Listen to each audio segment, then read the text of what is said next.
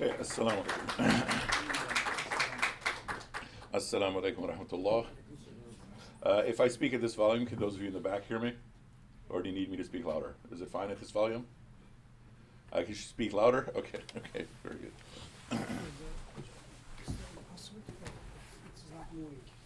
I can stand here though. Would you like to get this for you? Does this help? Is this better? Same? Oh, yeah. Please. Does that work? It's not working, does it? Yeah, it's working. Okay, how about now? Much better? Okay. All right. Well, I hope you don't mind. I still like to sit. Well, maybe I'll just walk around. Okay, how about if I walk around and I talk to you at this volume? Does this work? Yes. This works? Okay, very good. Because I'm a lecturer, so I'm walking around with students all day long. This is easier for me. In any case, so my assignment for this first lecture is to speak about this central topic for all of us of faith and resilience through the lens of my work as a Muslim chaplain. And let me first lay out just some general numbers to give you an idea of the situation at Loyola. So Loyola as a Catholic university is a Jesuit university. And so the Pope, he's a Jesuit. The Jesuits are a specific branch of the Catholics that some of you are probably familiar with. Others are the Dominicans, others are the Benedictines, and such. So these are different movements within the Catholic Church with different focuses. So the Jesuits focus tremendously on social justice. That's one of their big orientations. Further, they focus on addressing the whole person. So university will be focused on your thinking, how you think, and training you and such. But the Jesuit is looking at the whole person according to how, in Catholic tradition, they look at a whole person. And so what that also requires is heavy focus on academics, heavy focus on belief, and then on top of that, the Jesuits place a lot of emphasis on defining Catholic as being a home for everyone. So the word Catholic itself means universal. And so their interpretation of universal is that a Jesuit center should be a home for all faiths. Okay? And thus, they put in quite a bit of effort in being a home for Muslims and being a home for Jews and being a home for Hindus and such. The population of Loyola undergrads is about 10,000 students, of which about 800 are Muslim. And so in every given year of first years, we have maybe 130, 150 who begin at the school, and then many transfer in. This past year, the number has gone up to about 190. For whatever reason, it could be a blip, it could be a sign of things. So that's point one to consider. Next point to consider is that for Generation Z, Gen Z, about 1/3 of the population, you may already know this, identify as none, N-O-N-E. Okay?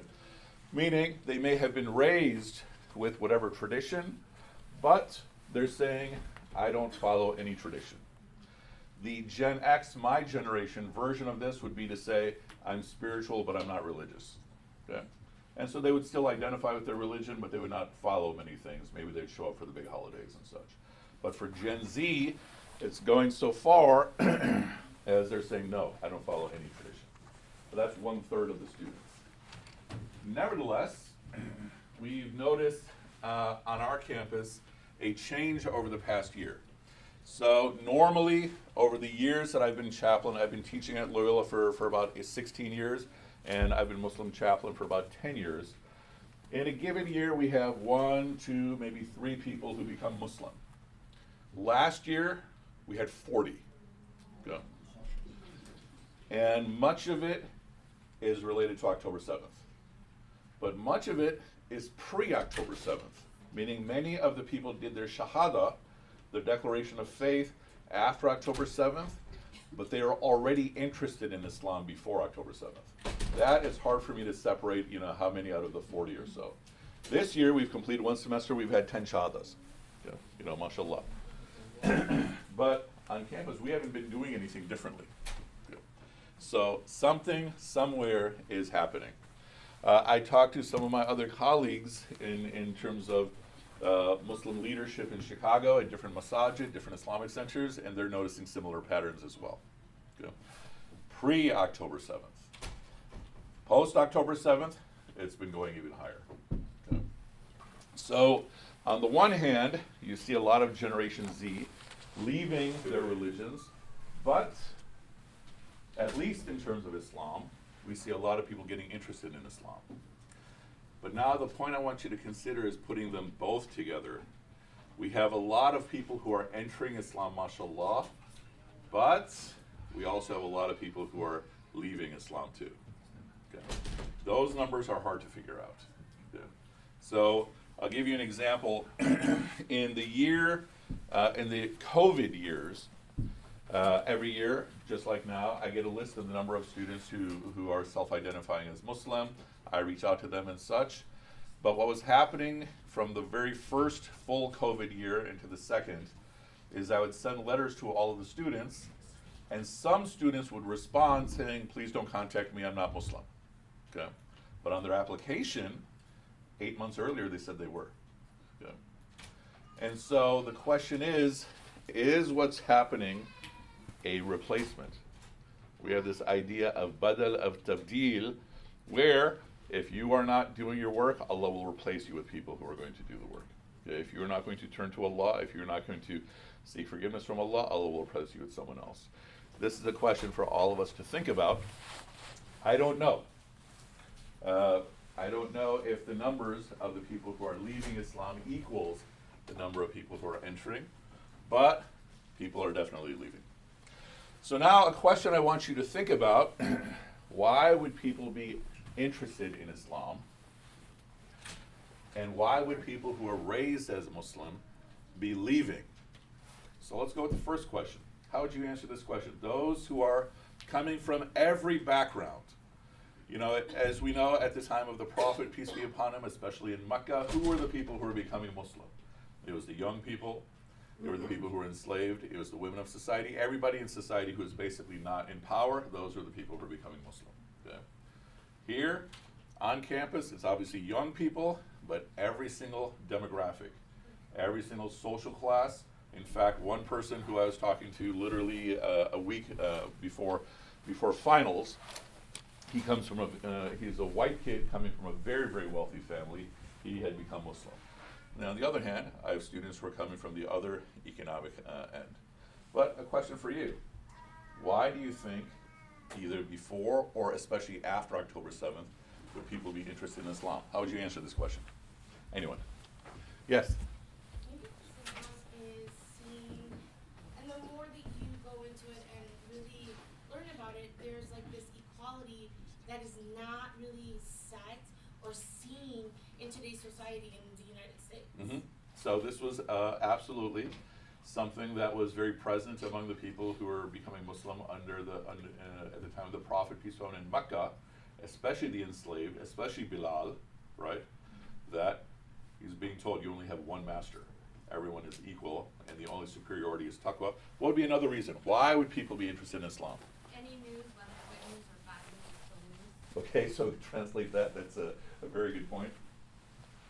So, but meaning just the fact that Islam is on people's minds. Yeah, the same thing happened after September. Like a lot of people heard, but they were just looking what is.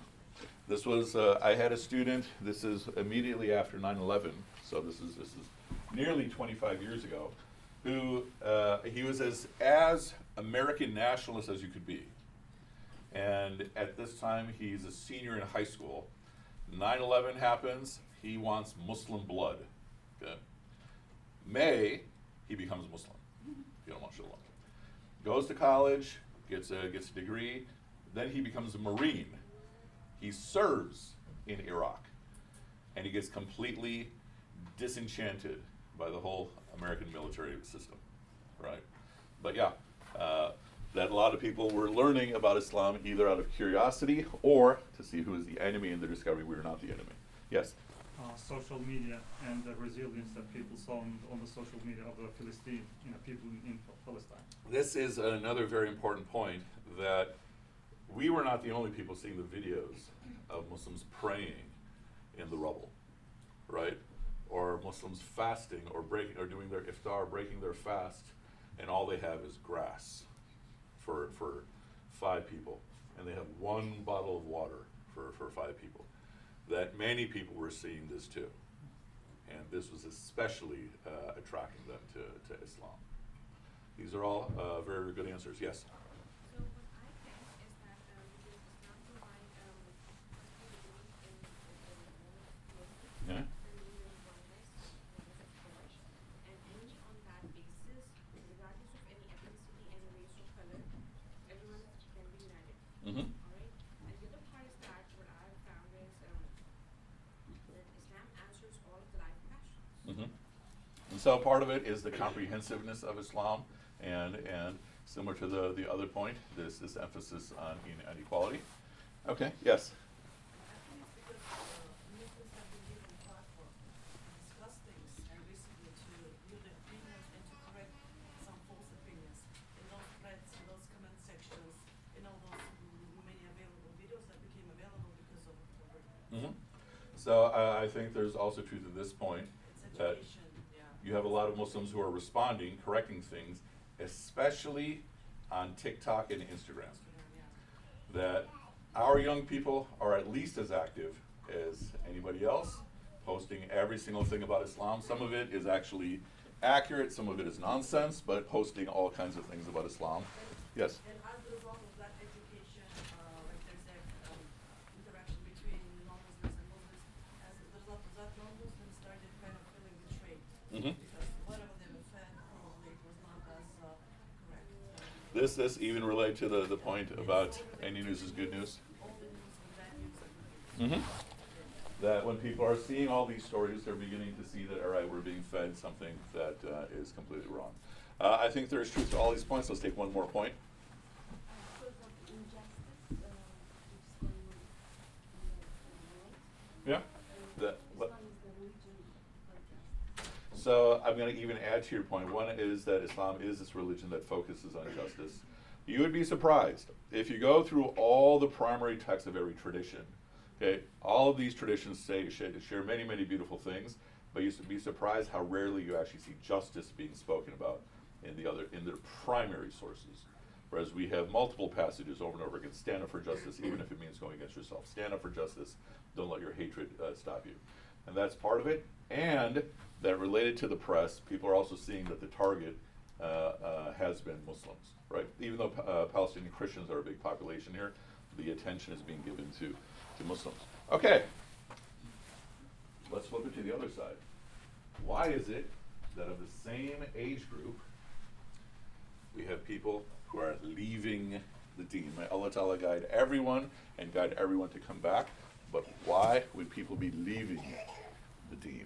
Because we've just said a whole bunch of wonderful things that, that I believe we all believe.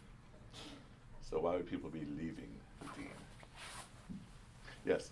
I think sometimes Muslim Americans are raised as a Muslim without the background, Okay. without really the I guess the knowledge of why you do this, why you do that, Mhm. and really having that, and then everything else is kind of more appealing when you're with your peers and you don't have a community around.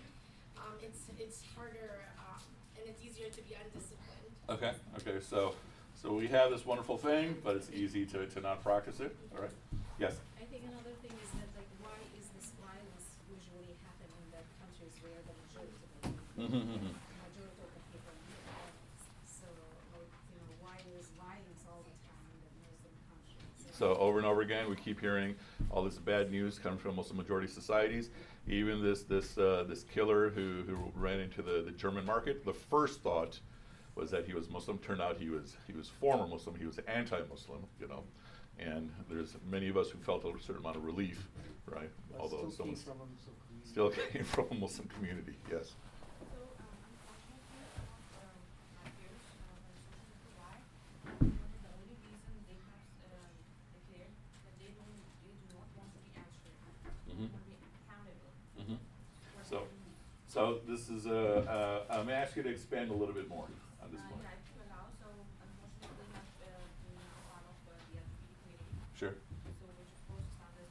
Sure. not face the resilience from the families. Mhm. So that has made them like turn their back. Mhm.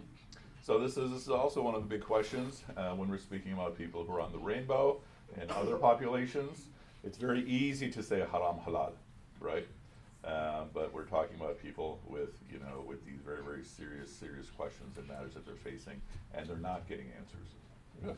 What else? Yes. And idolizing people, like when people follow a particular, I don't know, shape or some, I don't know, entertain, like who become Muslims, but they are very fresh. They still Mhm. kind of choose for themselves what suits their interest and what's not. And when that person, shape or whoever it is, kind of makes a very, very bad mistakes, which people get disappointed and they disassociate themselves with Islam because of that. Mhm. It's like very raw principles of Islam and idolizing other people. Mhm. Maybe misconception of Islam overall that kind of leads to that. I That's think, where yeah. all these namaz connections, gatherings, this type of events are very important. Mhm. You nurture yourself and start associating Islam only with the greater cause. I think this is another important point, mashallah, that we'll have people who start idolizing a person who's a human, but they're idealizing as above human, and then when they do something horribly bad, say something horribly bad, it can even shatter their faith. Any other last points? Why would people be leaving Islam? If they don't get the right support from their own Mhm. within their community, so they start interacting with different communities and they feel like they support them more and they feel attached to them more. Yeah, I think this is one of the more central points. If I don't feel supported, if I don't feel compassion, if I don't feel love, but those other people are giving it to me, then I start getting interested in what they have to say. Absolutely. How about one more point? Why do you think yes? Probably the family traditions and family relations with the child, Mhm. with the, maybe the teenager or any child, because most of the time when we deal with non-Muslim people, we have more like empathy and all those things, but when we deal with our own kids, sometimes we're harsh on them. So Mhm. that's why, those kids probably not getting that support from their family, Mhm. that the support they're giving to the non-Muslims, well, that might be the reason. Mhm. So the point that was being made, if you couldn't hear in the back, is sometimes we're really generous and kind with other kids, but we're very rough with our own kids. Absolutely. Yes? Most likely I'm also part of families in the way. So, but my parents have given me a clear, very distinct guidance and care, and I'm grateful that they have been very clear GPs to me. So what I found, the people who have turned their back, so their parents or like their ancestors have not given them a clarity. Mhm. They were forced to follow not the book but the social circle, Mhm. follow the crowd blindly. Mhm. However, my parents have given me clear understanding. I was never like pushed to follow something. Mhm. Okay, this is right, this is wrong. Use your head to make something. Mm. So some people are not given this clarity, and what you were also given is nurturing support for you to find your way. Go. Okay. So all of these, I think, are very, very accurate in terms of my own experience. And so here's some points I'd like you to consider. In terms of the way we practice and the way we think of Islam right now, and I'm speaking primarily of Islam in America, primarily of Islam in Chicago, but I think it's far true beyond Islam in Chicago, beyond Islam in America, is number one, that there are two Islams. Okay? One Islam is the Islam in what I call the chatterverse. Okay? So this is the Islam of everybody on social media, at the dinner table, okay, and just the common chatter and the imagination we have about Islam. And imagine it's just flying above our heads, non-stop chatter about anything and everything related to Islam, related to Muslims. That's one Islam. That is the Islam that is in our imaginations. Where's the second Islam? The one that is on the ground, lived. Okay? And I'm going to give you some examples. When we get into the statistics of Palestine, right, that's the primary context we're speaking here. How many dead do we speak about right now? What's the numbers? Somebody give me a number. 42,000. It's like 42,000, 45,000, yeah, okay? How many injured? 400. Over 100,000, okay? How many orphans? Over 20,000, okay? So 20,000 orphans. May Allah Ta'ala grant the dead the best of the akhirah, grant the injured sabr, and grant the orphans, success in this life and the akhirah. But what is going to happen with those orphans? Okay. Meaning, it was so easy for us to give the stats. Here's how many people have been killed, here's how many people injured, so forth and so on. Okay. And so I grew up in Chicago. I've lived in Chicago, for over 50 years, literally, mashallah. Seen wave after wave after wave, growing up in the community. And back in the 90s, and especially in the 2000s, we had a mass wave of people coming from Iraq. Orphans and refugees coming from Iraq, okay? Most of them are erased. And think about what I'm saying, okay? We had a wave of people coming from Somalia, okay?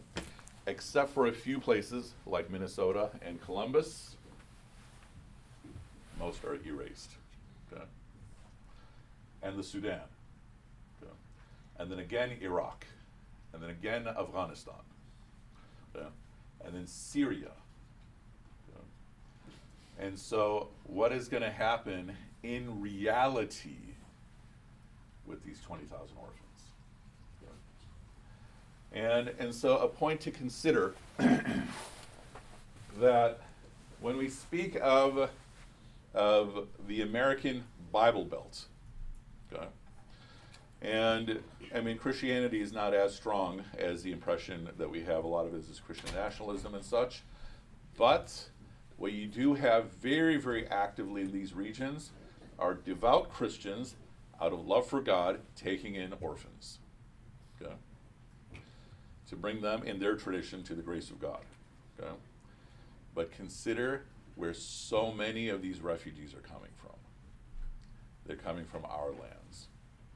So, in the Chatterverse, we will say, look at how many orphans there are. Okay, we have to do something. We have to tell the leaders you have to do something. They don't do anything. They all sell out, so forth and so on. But then on the ground, each one is a living, breathing child who will probably be brought to the United States, okay, and will then be brought into the whole foster system, the whole adopting system, and more than likely will be brought into Christian homes. I mean, I saw this with my own eyes when the U.S. pulled out of Afghanistan, literally a couple of years ago, and we all saw the photos of the people filling up the planes to come here. And so I was spending time at these detention centers to spend time with these Afghani unaccompanied minors. And I had no space, no time to work on this. I've been talking about this for a couple of years, but you can't say no to orphans, right? And these detention centers in Chicago are equipped to host them for maybe 2 weeks, 3 weeks. They'll find their families and then send them home. But here, they couldn't send them home. And so they were looking for people to take them in as foster parents and take them in, even ideally, as adoptive parents. But in most cases, they couldn't find people, so they just kept moving these little kids all across the country from detention center to detention center. Okay. Until, meaning the first they're trying to find Muslim families, Afghani families, okay, but then they couldn't find them. And so then eventually they get pulled in by the church. Okay. So Islam in the realm of imagination, the realm of chatter, is one Islam. Islam on the ground is a different Islam. Point one. Point two.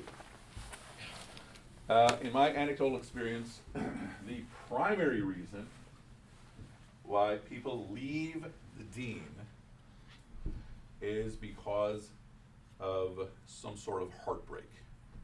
Okay? Or you can call it some sort of a scarred heart. And the lesser reason is trying to deal with tragedy. So one example, a student who was in medical school went to full-time Islamic school here in Chicago, and his brother died in a car accident. Okay? And he said, I had everything.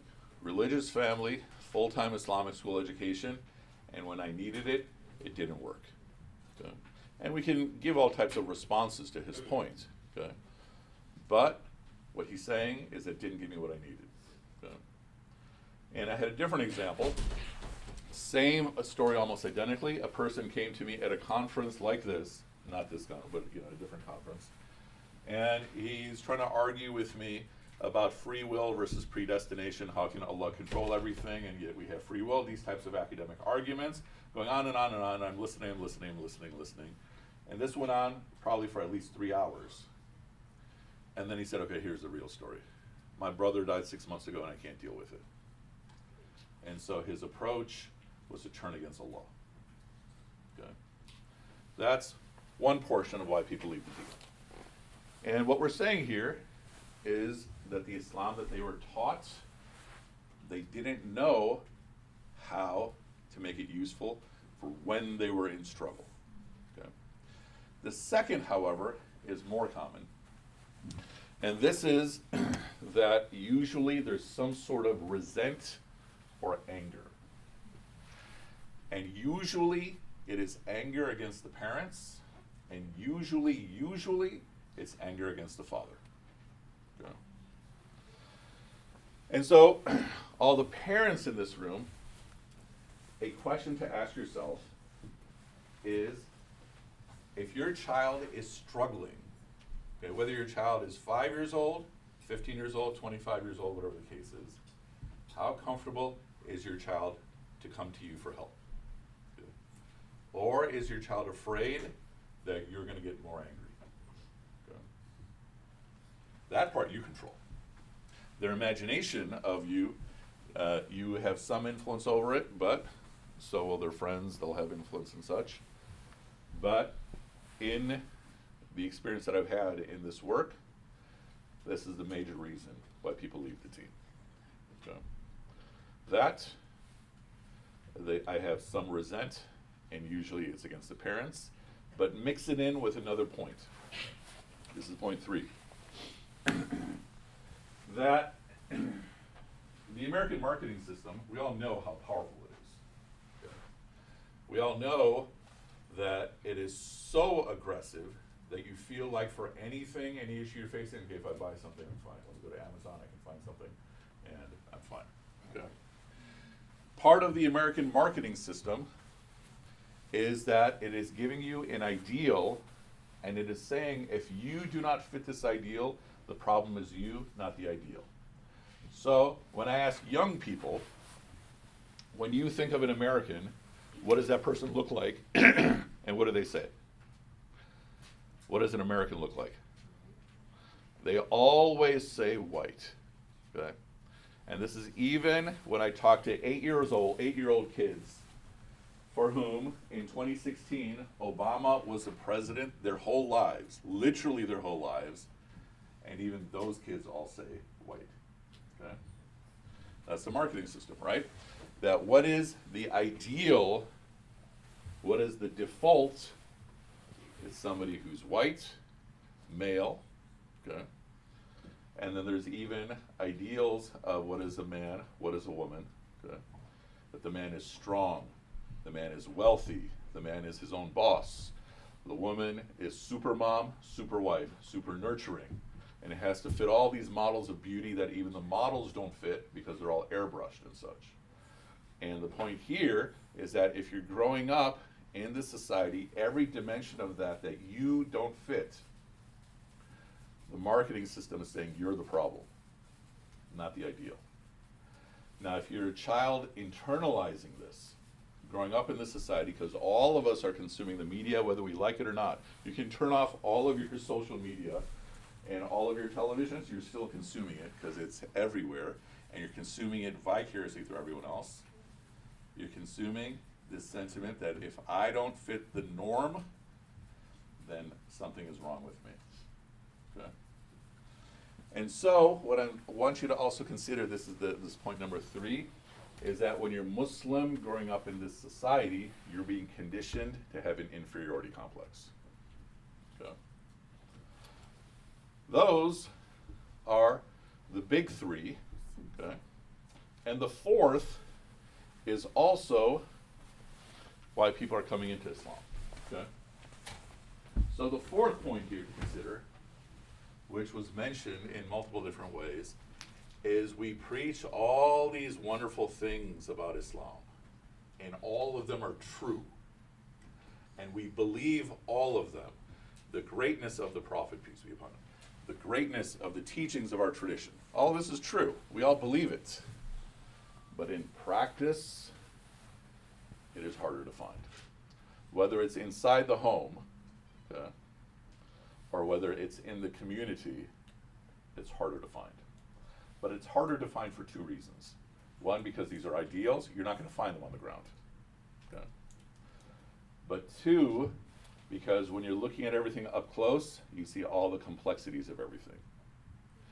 The Islam of the level of imagination is this perfect thing that has an answer for everything, but it is super simple and simplistic. Islam on the ground, the real Islam, is complicated, because life is complicated. All the issues we face are complicated. Okay? I'll give you a different example. Suppose you're me, and a student comes to the office and says, all right, I have a problem drinking. Okay. What do? What do you tell this person? Okay, so with one student, you can say, don't drink. It's haram. Okay? With another student, they already know. They're saying, I already know that. I wouldn't come to you if I didn't need to. What would be another answer? Okay? Say it. Allah is forgiving. So just keep drinking, Allah's forgiving, or what? No, you're obviously saying more than that, right? That. Change your environment. So change your environment. So a second answer that I have to give to some students is these friends that you are with. I'm not telling you to drop them, but find some other friends. Okay? Just like the story of the man who killed 99 people. Okay, is there any hope for me? He goes to a monk. Monk says, no, you're doomed. So he kills him. Okay? Then he goes to a scholar. And the scholar says, yes, but you have to get out of that town. Okay? So that's a second answer. Give me another answer. So with another student, and again, these are all real world examples. Another student goes clubbing multiple nights a week. And so then I had to ask her, how many drinks can you limit yourself to? Okay. So she said 4. Okay. And I said, you can limit yourself to 4. Okay. And she said, yeah. Jump forward 2 months, then it went down to 2. And then it kept decreasing and decreasing. What would be another answer? Substitute. So here, there's a couple aspects here. Can we replace the drinking with something else that is either less haram and or less dangerous? And then part of that, can we figure out why you're drinking in the first place? But do you see the point that we just illustrated here? That in the chatterverse, alcohol haram, you can't do it. But on the ground, 5 different people will need 5 different answers. Okay? And so this is a point to consider, that in the chatterverse, this ideal Islam doesn't exist on the ground. How many stories do we have of people going to the Prophet, peace be upon him, saying, I committed such and such sin? The Prophet immediately would turn his head away. Doesn't he want to hear the sin? He's allergic to even hearing about the sin. But then they're asking, okay, what can I do? Okay. Or is there any hope for me and such? Okay. We have so many narrations like this. And so the reason a lot of people are leaving the deen is exactly what we said, that they don't know how to use, how to appreciate the deen. And what the deen should do, the obvious part is it should prepare you for the akhirah. The less obvious part that should be just as obvious, it should teach you how to navigate this life. Okay. So now let's bring this back to Palestine. First question. What does Allah owe me?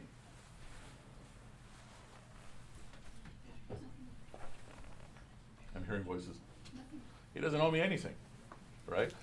The only thing he owes me is his own promise to keep his promises, right? Does he owe me existence? I did nothing to earn this existence. He doesn't even owe me to reward me in akhirah, except that he promised he will. Okay? And so he's keeping his promise. So, does Allah owe me anything in terms of ease in this dunya? No. Okay. But what Allah promises is that if I take the path of taqwa, I will have success. And the success is not only the success of the akhirah. What is the success of the person of taqwa in dunya? What would you say is that person's success in dunya? Is it wealth? Obviously no. I'm a teacher, I can tell you obviously no. What is the success of the person of taqwa in this dunya? Inner peace. So inner peace, absolutely, would be another way to make the same point. Having a strong relationship with Allah. What's another way to make this point? All of these are absolutely correct. Strong mental health. Strong mental health, inshallah. And the reason I'm saying inshallah is some aspects of mental health are physiology, right? But some are not. Okay. Contentment is another one. Yes? Can you say it louder? I'm sorry. Oh, okay, so it's a life without toxicity. Inshallah for all of these. We can sum it all saying that in a life that will hopefully lead to the Jannah, right? So the life that will lead to that akhirah, absolutely. And so the point to consider is too often the way we define deen is this giant list of to-dos and to-don'ts, which is not wrong, but then it becomes this giant amount of mental clutter. Okay? When we spoke about the student with the alcohol situation, except for one student, it was don't do this. Everything else, okay, do this instead. Okay, you have to do this instead. You have to do this instead, or figure out why. Okay? And so the consequence of the practice of deen should be this inner state that we're calling taqwa, that you're basically saying, all right, Ya Allah, whatever you put before me, it was your will. It is not arbitrary. Whatever you put before me is designed specifically for me. Designed specifically for me in that moment. But none of this is you abandoning me. Okay? None of this is you punishing me. Punishment is in the akhirah. Okay? Some of it may be a consequence of another choice that I made. Okay? But the point is, we're saying in the consciousness of taqwa, your whole focus is you're going through this life that Allah is putting these things before you. Either as a test, if your iman is higher, then we may not say a test. We'll say it's a doorway to get closer to Allah. And if your iman is even higher, we say it's an invitation to get even closer to Allah. Okay? Which then means, if I leave here and I get into a car accident, inshallah not, okay, if I actually believe what I'm saying here, then my consciousness is going to be, all right, Allah chose for this to happen to me, asking me how do I respond. Okay.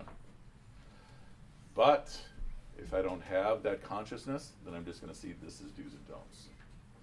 So, now bringing this to why people are entering the deen, in my anecdotal experience, one reason is they're looking for answers. Okay. They're seeking. So I just mentioned at the beginning that about a third of college students are NONE, nuns. But they're nuns because they didn't find answers. And now a whole bunch of students are looking to Islam, thinking maybe this is where my answer is. And a second thing related to this, which is an ideal, is the feeling that there's something pure about Islam. Okay. Which could be just because of the word, it's not named after anybody. It could be because it's still somewhat indigenous but somewhat foreign, something new. It could also be because it's not as different. I had a student who grew up in Texas, small town in Texas. Everybody in her town looked like her. They're all super red state people, Fox News, everything. And she comes to Loyola, and she sees Muslims. She's already been conditioned that these Muslims are these people who can't help except to be violent, because that's what she's been trained. And then she's seeing them right in front of her. No, they're normal people just like her. Okay. So that shatters one stereotype. And so then she gets curious, okay, why are they not becoming Christian? Okay. Christianity is so wonderful. And then she discovers, okay, their beliefs are not that different than mine. They have the same people in their stories. Okay. And then she starts digging deeper, okay, and Islam starts making a little bit more sense to her. Okay. So then she comes to my office, okay, and so I suggest to her, no, pause, what would you say to her? She's saying, I'm very curious about Islam. I'm very Christian, okay, but I want to learn more about Islam, like to really, really learn. But what should I learn also about Christianity? What would you say to her? Now it gets tougher. So I suggested to her, okay, first, use your full brain power. Okay? And on the Islam side, go through the story of the Prophet, peace be upon him, and then go through the Quran. Why am I saying this? Because often we do it the other way around. Because central to her Christianity is her relationship with Jesus. So now I'm not telling her to drop Jesus, I'm saying add Muhammad, peace be upon him. Second thing, study the history of your religion. Study, how do we go from Jesus to the Gospels? Okay. Why? Because that is a big void that nobody has an answer for. Okay. So then she comes back to me 3 months later, and she says, I'm not Christian anymore. I go, why? She said, because I studied the whole history, and there's no historical foundation for any of this. Okay. And then I got concerned, okay, I don't want you to change too quickly, because then you're going to change back. Then alhamdulillah, eventually she became Muslim. Okay. But she's still raising these big questions. But a point I want you to consider is that a reason a lot of people are becoming Muslim is because they're looking for answers. Okay. And they're seeing something pure. Okay. But then what will happen if they start getting into the community and they see complexity? Okay. And so part of the challenge is that the vast majority, statistically, of the people who enter Islam, converts, reverts, over 60% leave. Yes? 10 minutes or so. Yeah. Those people who leave, they all seem to leave for the same reason. What is that reason? Ideals and then The isolation. reality. Oh, I'm sorry. So, I'm sorry? The isolation. It's lack of community. Okay. And so, bringing this to a close, the most common reason people leave the deen, either lifers or people who convert. And the most common reason people who enter, the most common reason people leave the deen is they don't have community. And community, I don't mean family, I don't mean an organization, I'm saying an interwoven support system. That if I have this issue, let's say for some reason I'm not comfortable going to my parents, I can go to somebody. Okay. So back to my question to you, if I have a child, okay, how comfortable is my child coming to me if they're having a struggle? Okay. And if they're not comfortable coming to me, is there someone that I trust that they will go to? Okay. But then the people who are entering Islam, they're seeing these ideals. Okay. They're seeing everything makes sense. Okay. And when you're 20 and younger, you also have to learn life is complicated. Can they be brought into a community? Okay. And so, in terms of the students on campus, those students who are coming in with at least one strong relationship with one of their parents, they usually become the leaders of the organizations. If they have strong relations with both parents, they tend to rise even higher. Okay? Over and over again, same pattern. If they don't have a strong relationship with either parent, then maybe somebody in their extended family. But if they don't have that either, those are the students who are running everywhere looking for something. Okay? And so, of my Palestinian students, that's the exact same thing that has been happening. Those students who have some strong relationship with one parent, the destruction has resulted in their iman getting higher. Right? This is in Surah Al-Imran, Surah Al-Ahzab. When they see it happening, they say this is what the promise of Allah is true, and it only increases them in iman. Those who don't have this have also been leaving. Not leaving the deen, may not be leaving their activism. They might be replacing their deen with activism and such. Okay? But the point I want you to consider is that is a microcosm of every other population on our campus. South Asians, Central Asians, Turks, Arabs, everybody. This is the pattern over and over and over again. So, some assignments I'd like you to consider. Those of you who are parents, ask yourself that question.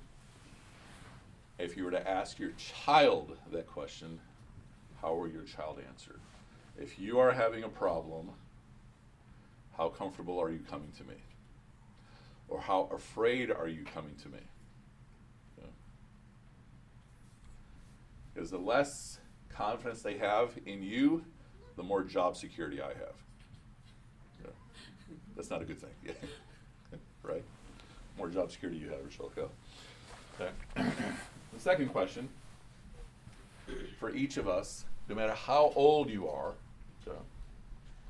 how much of my Islam is in this level of imagination with all these heroes, you know, like Andrew Tate, like Habib, like the Hadids and all of them, and all these perfections of everything, versus how much of my Islam is physically on the ground in service to community. Because that will tell me, meaning you speaking as me, that will tell me how much of my Islam will give me life. Because the chatterverse will also suck the life out of you. Okay. On the ground, serving others is going to give you more growth in your iman. This is all I'm setting up for the second lecture, inshallah.